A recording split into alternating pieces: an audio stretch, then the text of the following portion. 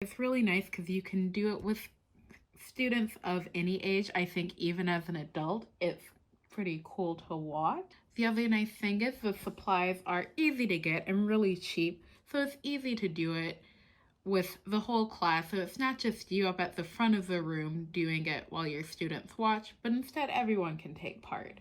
And there's really only 3 supplies needed. First is some flat toothpicks. They're, of course, not giving me the greatest lighting right now, but as you can see, you can easily get a box of like 750. This means that you could have, honestly, years worth of these. And then the only other thing you really need is a cup of water. I'm also going to use a little eyedropper today. You could also just use your finger to drop the water, but I had one laying around and I think it gives me a little control. So what you're going to do for this Discrepant event is you're going to take 5 of these flat toothpicks per group. So what you're going to do is just take a toothpick and snap it in half. But what you want to do is make sure there's still that connection in the middle there. See, I haven't broken it all the way. And it is kind of important to note that you do want them to be these flat toothpicks, not the round ones. It won't work with the rounds. So now that you've snapped it in half, I'm going to just put it on your surface. And you're going to take your other 5 toothpicks and form just a little circle with them.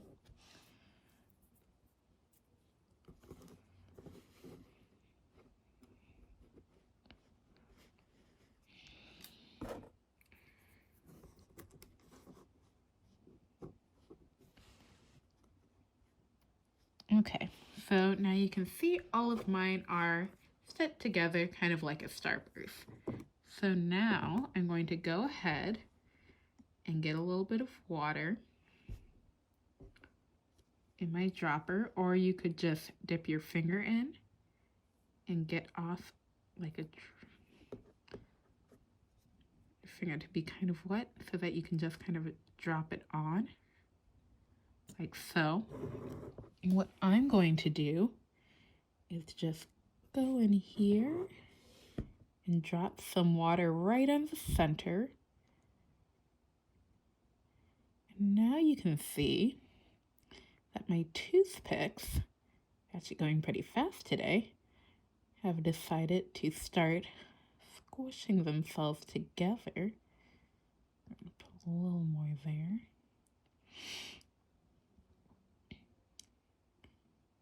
And together, they're forming a star. And you can see I can even speed it up a bit by dropping a little more water on it. And so you might be wondering what exactly is happening here. So what I'm doing here is that I'm displaying the capillary action of the wood that's making up these toothpicks. So wood, of course, is plant material, and plants need water just like us animals, but they don't drink it and they don't have veins like we do. Instead, they have capillaries that use osmotic pressure to pull the water from down in their roots all the way up to the top of the tree. And so what I'm showing here is that the wood is going from being kind of stiff and dry to becoming much springier due to the addition of new water. You can also see this, for example, when you pick up a flower that hasn't been in water for a bit and it's kind of dried out and limp, or the difference between snapping a branch that's freshly fallen off a tree and is still kind of wet and green inside, or picking up one and snapping one that's been down for a while and is dry. So that's pretty much all I had for today. I hope that this helps and people can use it in class. I'll see you later. Bye.